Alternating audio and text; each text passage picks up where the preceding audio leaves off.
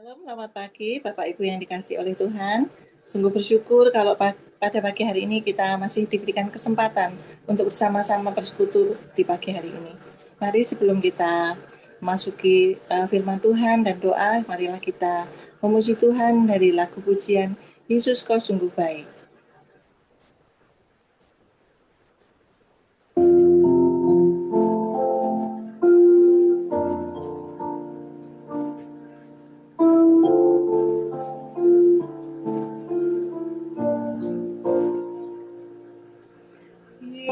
Yesus, Kau sungguh baik. Yesus, namamu indah. Yesus, ku cinta Kau selalu, ku tinggikan, ku agungkan selamanya.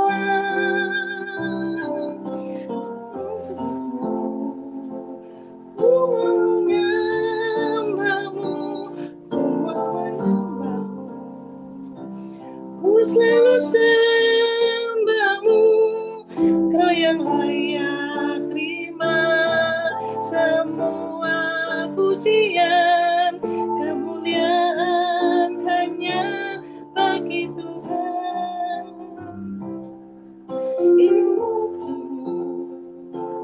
Ku mau menyembahmu, ku mau menyembahmu. Ku selalu sembahmu, Kau yang layak terima semua pujian, kemuliaan hanya bagi Tuhan.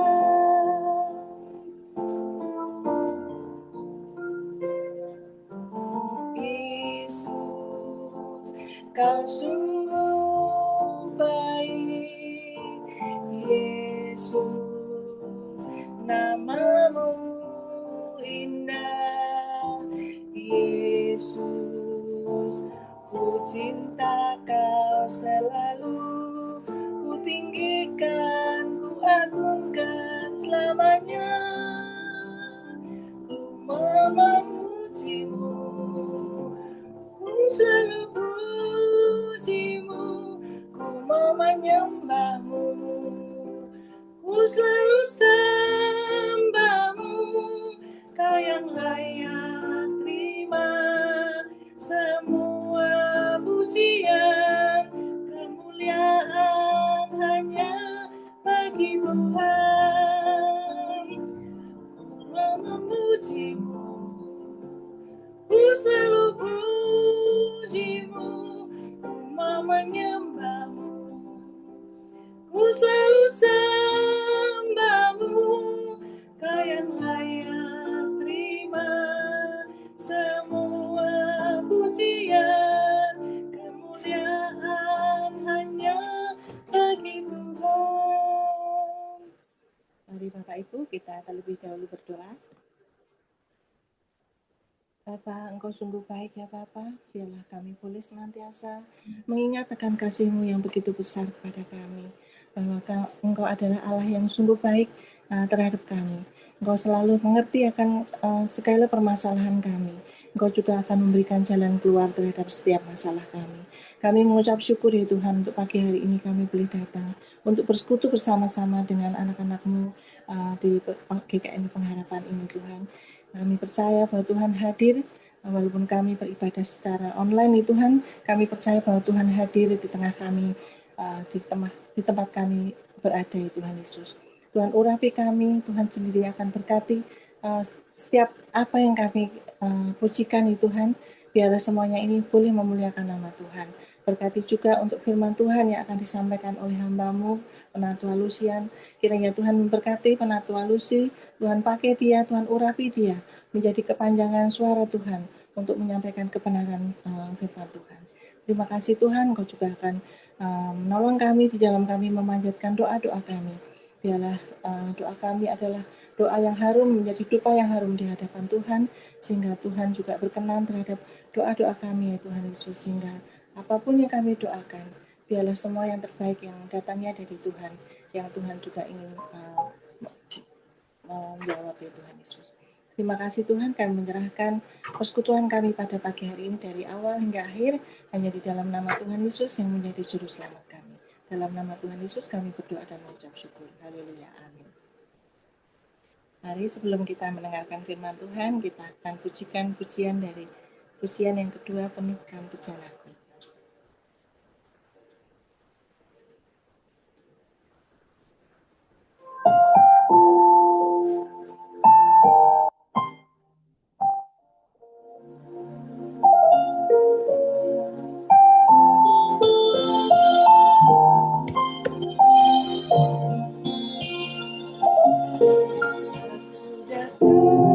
Dan ku bersujud di hadapanmu, ku rasakan indah hadiratmu.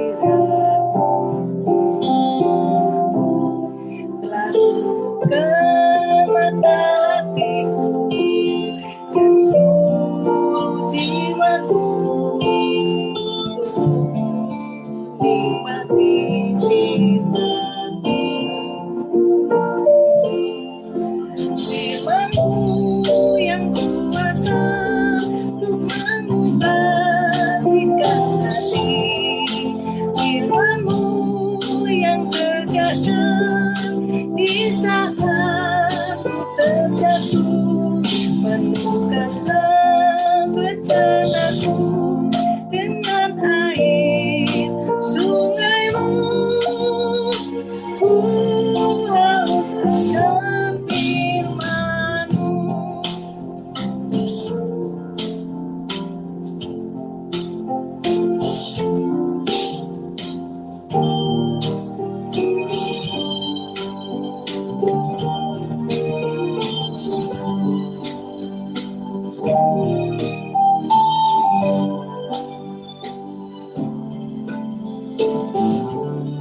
Aku datang dan ku bersujud di hadapan-Mu, ku rasakan indah hadirat-Mu. Telah kubuka mata hatiku dan seluruh jiwaku untuk ku nikmati firman-Mu. Firman-Mu yang kuasa untuk mengubah sikap hati. Firman-Mu yang tegakkan di saat terjatuh. Penuhkanlah bejanaku dengan air sungai-Mu. Ku haus akan firman-Mu. Firman-Mu yang kuasa untuk mengubah sikap hati. Firman-Mu yang tegakkan di saat terjatuh. Penuhkanlah bejanaku dengan air sungai-Mu. Ku haus akan firman-Mu. Ku haus akan firman-Mu.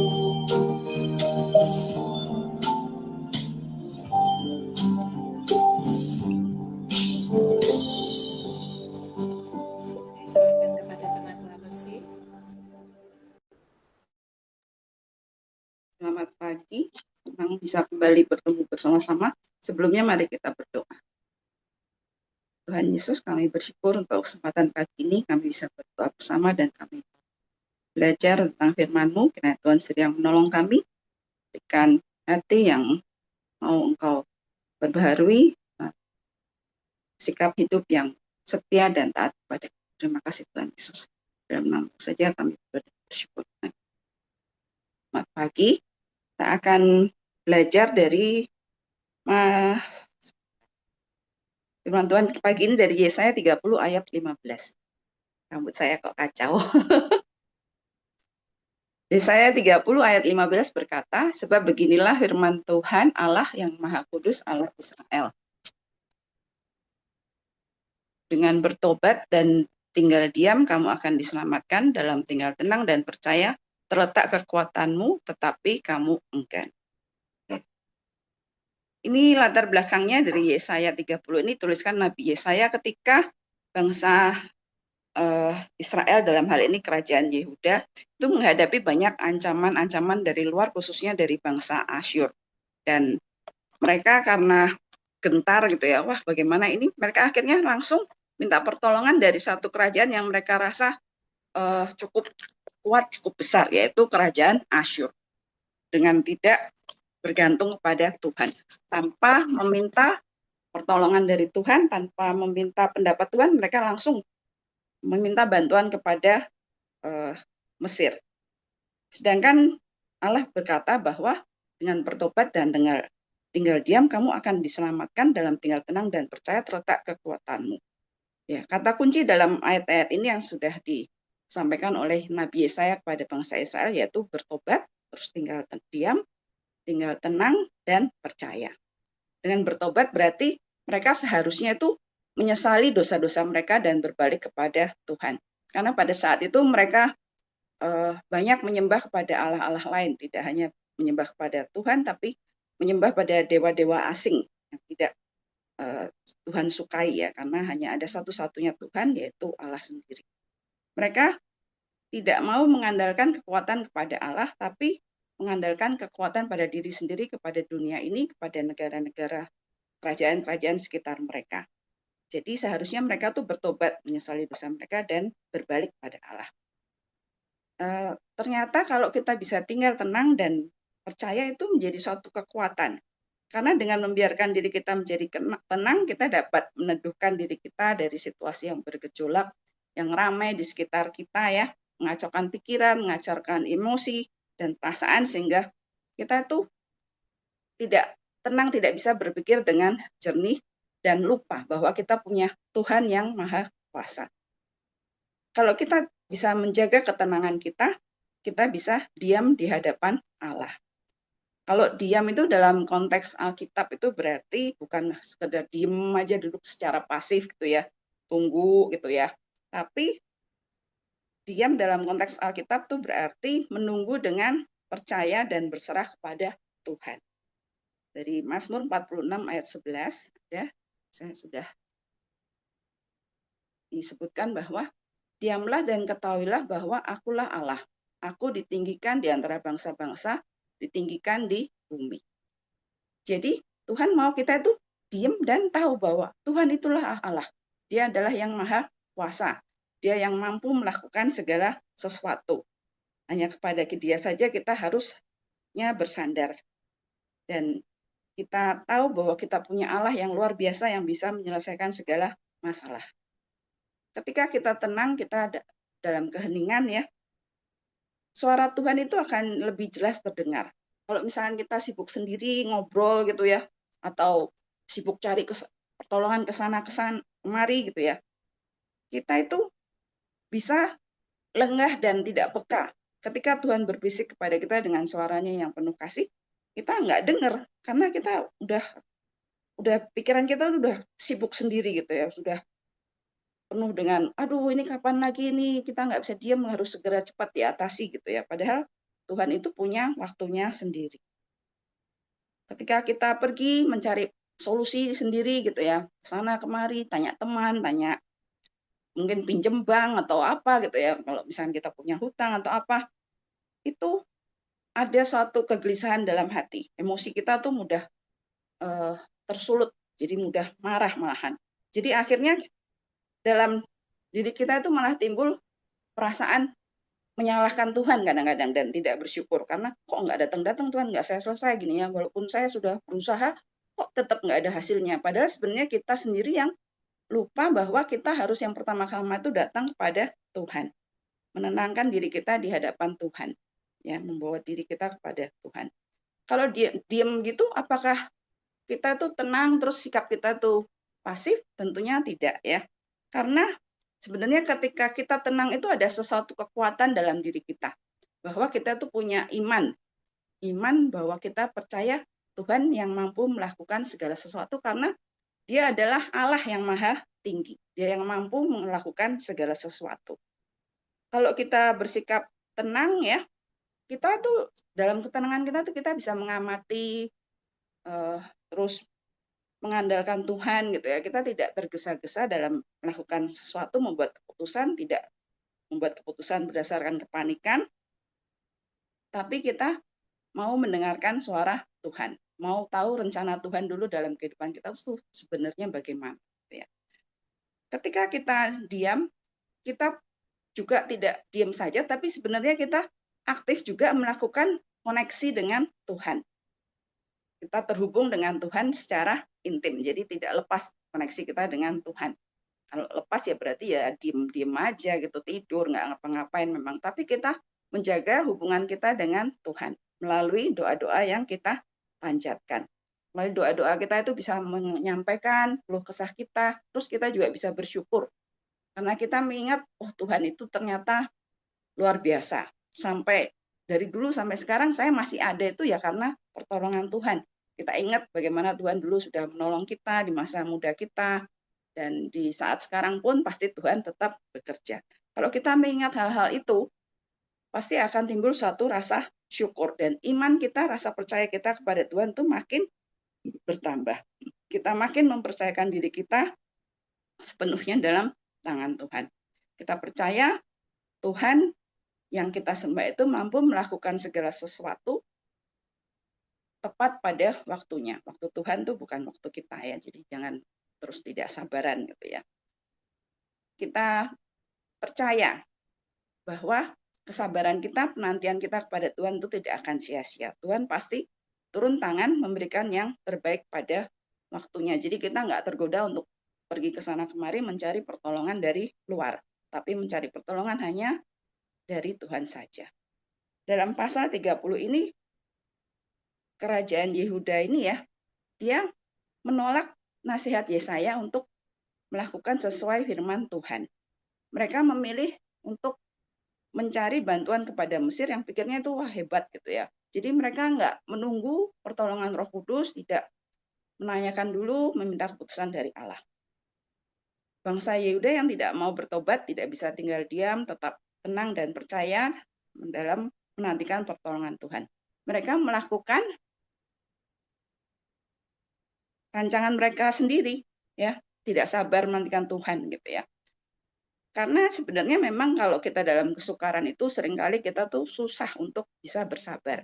Kita tetap tenang tuh susah karena ada rasa dalam hati itu, aduh, bagaimana ini harus cepat diselesaikan gitu ya. Apalagi kalau masalah itu bersangkutan dengan anak gitu ya, pasti udah pikirannya, aduh, ini gimana gitu. Oh, keluh kesah tidak berhenti gitu ya. Tapi biarlah kita bisa bersabar melihat hasil yang membahagiakan. Karena di Yesaya 30 ayat 15 berkata, sebab beginilah firman Tuhan Allah yang Maha Kudus, Allah Israel, dengan bertobat dan tinggal diam, kamu akan diselamatkan. Ayat yang tadi, terus selanjutnya, di ayat 30, Yesaya 30 ayat 18, itu ternyata Tuhan itu sedang menantikan saatnya yang tepat. Sebab itu Tuhan menanti-nantikan saatnya hendak menunjukkan kasih sayangnya kepada kamu. Sebab itu ia bangkit hendak menyayangi kamu, sebab Tuhan adalah Allah yang adil, berbahagialah semua orang yang menanti-nantikan Dia. Jadi ketika kita sedang diam dengan tenang, berkoneksi secara intim dengan Tuhan, itu Tuhan sebenarnya tuh sedang menunggu saat yang tepat. Wah, ini sebentar lagi gitu ya, aku akan menunjukkan kuasaku, menunjukkan kasih sayangku kepadamu gitu ya. Karena Tuhan itu penuh kasih sayang dan adil, ya, tidak akan membiarkan orang yang kesulitan, yang orang benar mengalami penindasan. Pasti Tuhan akan menolong tepat pada waktunya. Dan ketika kita mendapatkan hasil yang luar biasa yang Tuhan berikan, itu ada satu rasa bahagia yang tidak terhingga. Jadi disebutkan bahwa berbahagialah semua orang yang menanti-nantikan Dia. Kita juga bisa belajar mengingat bagaimana Tuhan itu dulu sudah menolong bangsa Israel untuk waktu mereka keluar dari Mesir. Jadi seharusnya bangsa Yehuda tuh bisa belajar dari pengalaman-pengalaman di masa lalu gitu ya, tapi mereka tuh lupa. Ya, kita ingat bagaimana Musa memimpin bangsa Israel keluar dari Mesir. Lalu mereka berjalan lewat padang gurun. Ketika mereka sampai di tepi laut Teberau, terus mereka mulai bingung, ini sampai di sini sudah gitu ya. Terus mereka sadar bahwa di belakang mereka itu Firaun dengan orang-orangnya, dengan kereta-kereta kudanya itu sedang mengejar mereka dengan cepat gitu ya. Sebentar lagi akan tiba. Nah, mulailah mereka panik gitu ya. Terus mulai keluh kesah, mulai berseru-serunya kepada Tuhan, bukan berseru-seru minta tolong, tapi berseru-serunya tuh karena ketakutan dan menyalahkan Tuhan, menyalahkan Musa. Memangnya tanah di Mesir itu tidak ada kuburan ya, jadinya kita harus matinya di padang gurun gitu ya. Jadinya mereka malah marah-marah. Bagaimana ini? Kamu senang membiarkan kita mati, kan lebih baik kita di tanah Mesir dulu kan. Kita bisa bekerja tapi tetap aman, kata mereka ya. Mereka lupa bahwa mereka keluar dari Mesir itu juga atas pertolongan Tuhan, karena Tuhan ingin menepati janjinya, ingin memberikan mereka tempat yang lebih baik, lebih indah sesuai dengan janji Tuhan. Di Keluaran 14 ayat 14, Tuhan akhirnya berkata, Tuhan yang akan berperang untuk kamu dan kamu akan diam saja. Bagaimana ini ya? Sementara tentara Mesir mengejar di depan laut, tidak bisa maju, kok malah Tuhannya bilang, Tuhan yang akan berperang, kamu diam aja. Ternyata memang Tuhan menolong melalui mengirimkan angin timur yang keras sekali, sehingga itu lautnya itu, air lautnya itu bisa tersibak, terkuak gitu ya, membentuk satu tembok, sehingga mereka bisa melewati Laut Teberau jalan di tanah yang kering. Itu adalah suatu mujizat yang luar biasa dan harusnya bangsa Israel tidak lupa akan hal itu. Harusnya mereka ingat bagaimana Tuhan itu menolong kita kadang-kadang tuh dengan kita tidak perlu melakukan apa-apa karena Tuhan yang akan berperang sendiri. Tuhan yang akan bertindak. Kita cukup taat dan melakukan apa yang Tuhan kehendaki. Ya, jadi sungguh sangat disayangkan kalau karena kepanikan kita, ketegaran kita atau ketidaksabaran kita mengakibatkan kita itu tidak bisa melihat apa yang Tuhan rancangkan dalam kehidupan kita, apa yang Tuhan ingin lakukan dalam kita menghadapi persoalan kita, menyelesaikan persoalan kita. Jadi berbahagialah kalau kita itu bisa bersabar, menantikan saat-saat Tuhan yang akan bertindak untuk kita, dan walaupun kita tinggal tenang, kita percaya bahwa Tuhan sendiri yang menolong menyelesaikan masalah-masalah kita dan kita bisa melihat hasil yang membahagiakan. Amin. Mari kita berdoa. Tuhan Yesus, renungan ini singkat, tapi biarlah kami tahu dan kami sadar dan kami mengingat bagaimana kasih-Mu pada kami, bagaimana Engkau itu sungguh Maha Kuasa. Bahkan ketika kami menghadapi persoalan, Engkau yang akan berdiri depan kami sebagai tiang awan, sebagai tiang api, melindungi kami dari segala masalah dalam menghadapi persoalan. Engkau yang akan membantu kami menyelesaikannya. Ketika kami punya rasa tenang dan percaya, biarlah iman kami tidak akan goyah. Kami percaya bahwa Tuhan akan memberikan pertolongan tepat pada waktunya. Waktu Tuhan bukanlah waktu kami. Terima kasih Tuhan Yesus. Dalam-Mu saja kami berdoa dan bersyukur. Amin.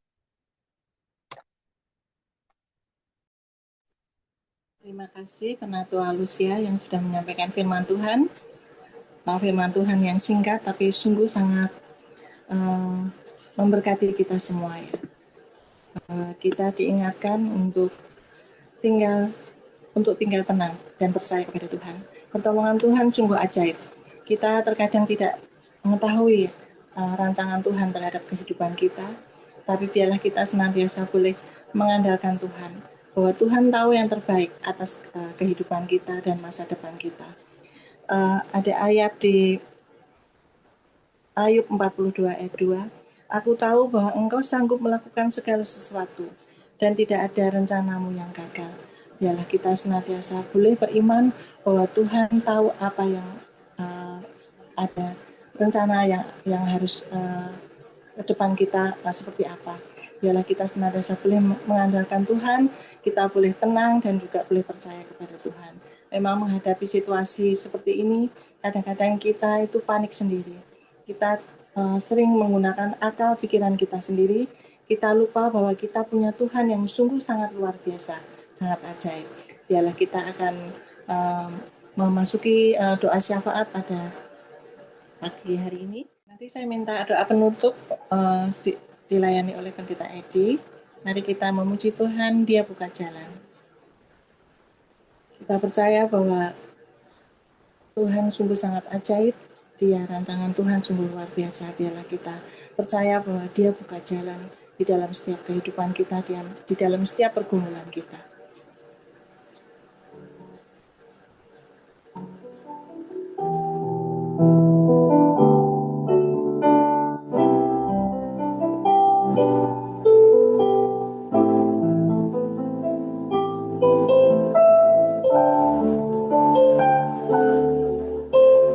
Dia buka jalan saat tiada jalan, dengan cara yang ajaib dibukanya jalanku.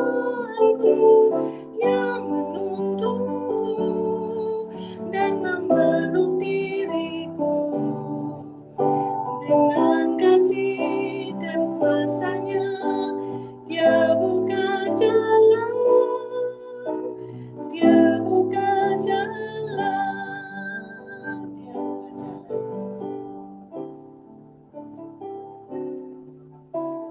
Dia buka jalan saat tiada jalan, dengan cara yang ajaib dibukanya jalanku.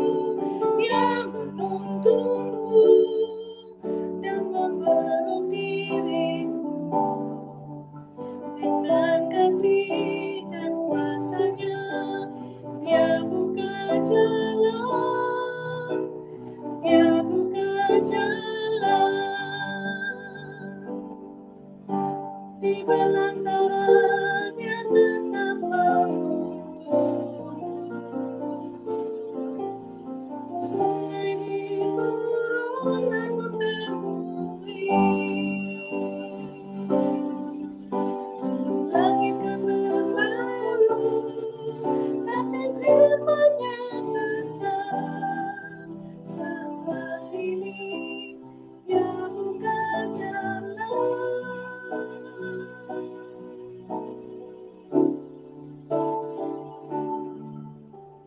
Dia buka jalan saat tiada jalan, dengan cara yang ajaib dibukanya jalanku. Dia menuntunku dan memeluk diriku dengan kasih dan kuasanya. Dia buka jalan, Dia buka jalan, dengan kasih dan kuasanya.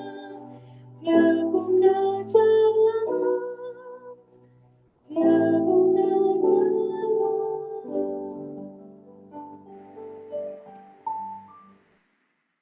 Hari ini hamba-Mu berdoa untuk seluruh jemaat GKMI Pengharapan.